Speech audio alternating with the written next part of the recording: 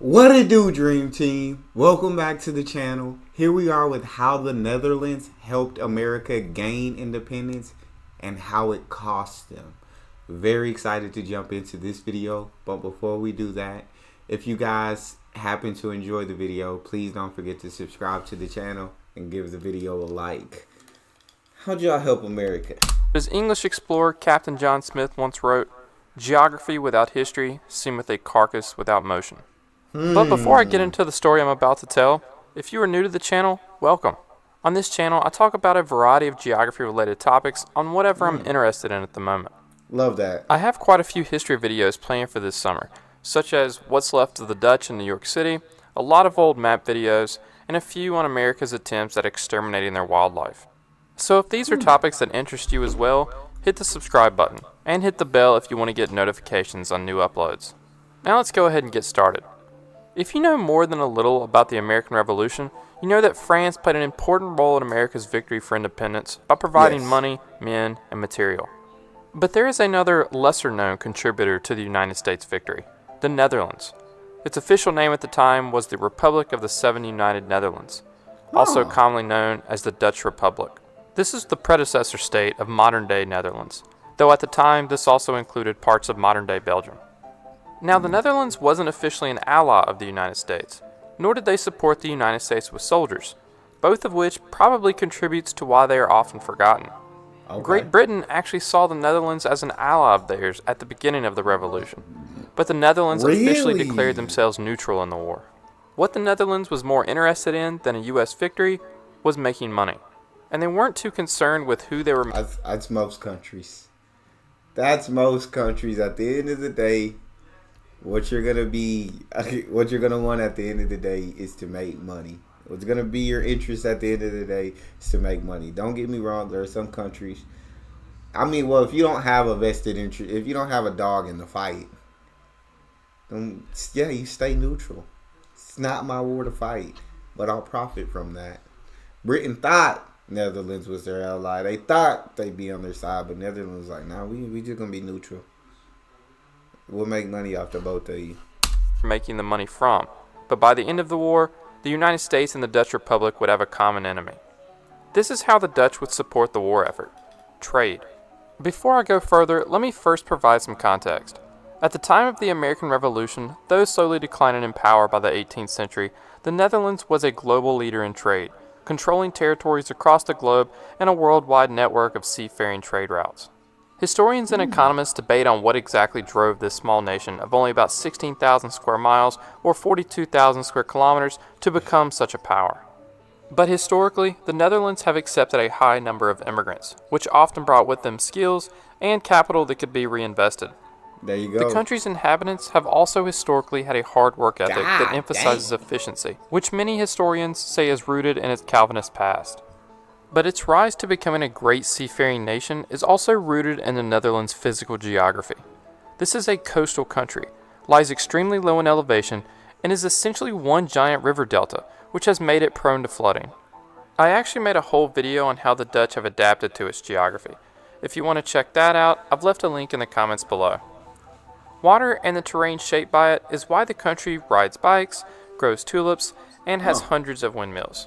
But water didn't just shape culture within its mainland borders. The physical geography, combined with the aforementioned cultural characteristics of the Netherlands, turned the Dutch into expert and efficient shipbuilders, and motivated its population to seek trade opportunities across the globe. And one of those places was the 13 colonies. Tensions began rising in the American colonies following the French and Indian War in 1763.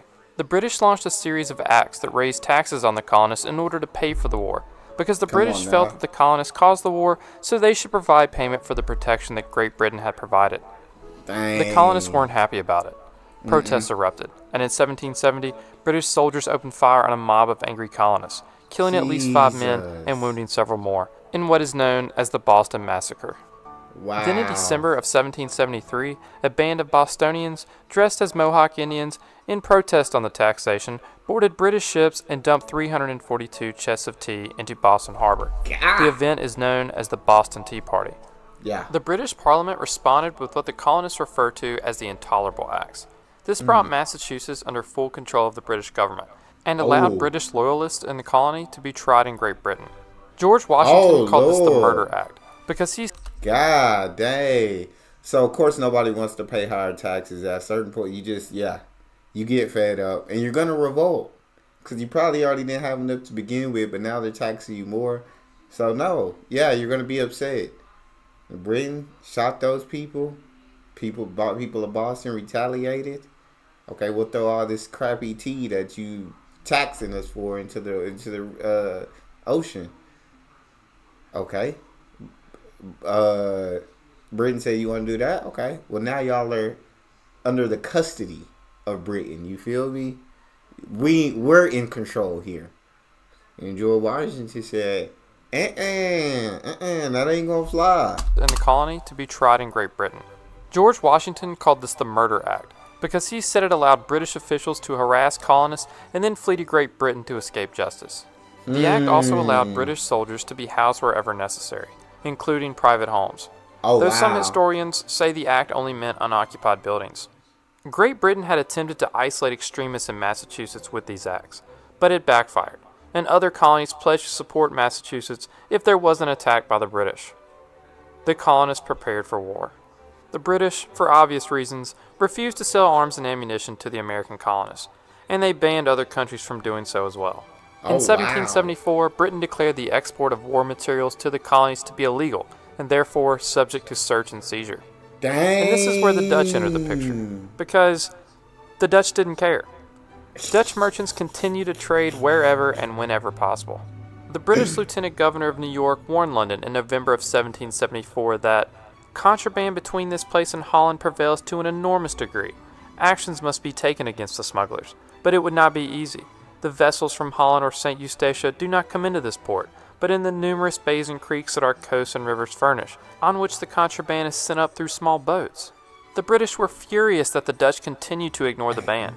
They then made a strong request to the Netherlands to stop all war materials from being shipped to the American colonies. Hey, British said, okay. Y'all want to support the people in Boston? Okay, cool. Hey, no more materials going to America. Nope, they're cut off. No, nobody is to send them or trade with them any war materials. And the Dutch said, time out on the play. Time out on the them Americans paying good money for war materials. And you trying to take money out of my pocket by telling me I can't export war materials over there? Just because they got problems with y'all, you ain't finna take no money out my pockets because the beef y'all got going on with them. So the Dutch said, freak that, forget the bad, ignore it, keep trading, let's keep making money. Penalties included confiscation of materials, large fines, and the confiscation of ships if not paid. Conscious of not being able to go head-to-head with the British Navy, the British had 100 warships compared to the Netherlands' 11. The government of the Netherlands officially decided to comply. But the Dutch merchant class wasn't happy with their government's decision, and they just continued to ignore the British request. So the British then responded with more search and seizures around St. Eustatius, the hub for this arms and ammunition trade. Once the war had officially begun with the battles of Lexington and Concord in April of 1775, the Dutch ammunition trade to the Americans got so bad that King George III in January 1776 ordered more warships on duty around the Caribbean. He stated, "Every intelligence confirms that principally St. Eustatius, but also all the other islands, are to furnish the Americans with gunpowder this winter." But many of the Dutch traders continued to find ways to evade the British. More obstacles arose with the defeat of the Americans at Long Island, which left America completely without the ports of New York and later Philadelphia. Though the two largest ports were occupied by the British, the Dutch were again not a group to give up on this lucrative trade, and they continued smuggling through smaller ports and estuaries. In 1776, the Dutch Republic made a half-hearted effort to comply with the continued requests from the British. They replaced St. Eustatius governor with a new man, named Johannes de Graaf, after the British complained that his predecessor was allowing merchants to continue to ship war materials to the Americans. But on the 16th of November, 1776, the American Navy ship USS Andrew Doria, with the American Declaration of Independence on board, arrived in St. Eustatius. Its captain fired a salute to the Dutch flag on Fort Orange, and the governor, Johannes de Graaf, decided to answer the salute with 11 gunshots. And so the United States of America were for the first time recognized as a nation by another. Yeah. So now, not only were the Dutch preventing the Americans from running out of ammunition, allowing the revolution to continue, they had now recognized the British colony as a sovereign nation. On top of this, the Netherlands was actually supposed to have provided 6,000 troops to the British for the war, as was the terms of a past treaty. In 1778, when France was persuaded to join in the fight against the British, the Dutch traded with them as well. But with the French, they traded mostly naval stores. The French needed supplies for their naval construction, but were unable to obtain them themselves due to the blockade of the Royal Navy. So they turned to the Dutch, who were privileged by a concession obtained after their victory in the Second Anglo-Dutch War, known as the principle of free ship, free goods. The Dutch, they said, we go where the money takes us, and we don't let nobody stop us from getting to the money. So the Dutch wanted to line their own pockets, helped America get their independence from Britain. I'm like, why can't I think of the word? Helped them get their independence from Britain by preventing them from running out of ammunition, which helped the Americans keep the fight going. That's crazy. That's incredible. No matter how much Britain did to try to stop it, the Dutch was too smart. They always outsmarted. They always figured out a way. Because they said when there's money involved, we going to figure out a way to get around y'all. So, yeah. Hey, shout out to the Netherlands helping America gain their independence. I'm glad y'all did that. Which was enshrined in the Anglo-Dutch Commercial Treaty of 1668. According to the treaty, naval stores were not considered contraband, as long as the Dutch remained neutral, which the Dutch claimed they were. But of course, the British just declared naval stores illegal and started arresting Dutch ships. And as always, Dutch merchants continued to evade the British. The Dutch-British relationship became more hostile on the 31st of December 1779 when the two countries had a brief naval engagement. The British wished to inspect Dutch ships for what they considered contraband destined for France. The Dutch initially refused and threatened the British with force, before finally backing down. The event caused the Dutch to pursue joining the League of Armed Neutrality, which was an alliance of European naval powers which was intended to protect neutral shipping against the Royal Navy's wartime policy of unlimited searches. The British government saw this move as a threat, and it could potentially embroil Great Britain in a war with its other members, Russia, Sweden, and Denmark-Norway. They had finally had enough. Great Britain officially declared war on the Dutch Republic. And they began attacking their former allies' colonial economic interests, including St. Eustatius, in what was known as the Fourth Anglo-Dutch War. One head-to-head naval battle did take place, the Battle of Dogger Bank. Both sides took hundreds of casualties. Tactically, the battle was a draw, but it was a strategic victory for the British. The Dutch did not have the naval strength to continue going head-to-head with the British. This allowed the British to continue their oppression against the Dutch merchants. Though the Dutch colonial empire had already been slowly declining, this settled it, and cemented Great Britain as the new leading commercial power. Though the Netherlands' economic self-interests were a large motivator for the support of the American Revolution, Dutch citizens, probably more so than the Dutch government, became more sympathetic to the American cause as the war progressed. Both countries were being bullied by the same global power, and some sympathy may have come from the Netherlands having fought for their own independence in the 16th and 17th centuries. Whatever the motivation was, the United States will always be grateful for their support. Historian Barbara Tuchman claims that it's possible that the American Revolution would not have survived without the Dutch ignoring the ban on war materials and successfully evading the British. On February 27, 1939, President Franklin D. Roosevelt presented a plaque to St. Eustatius.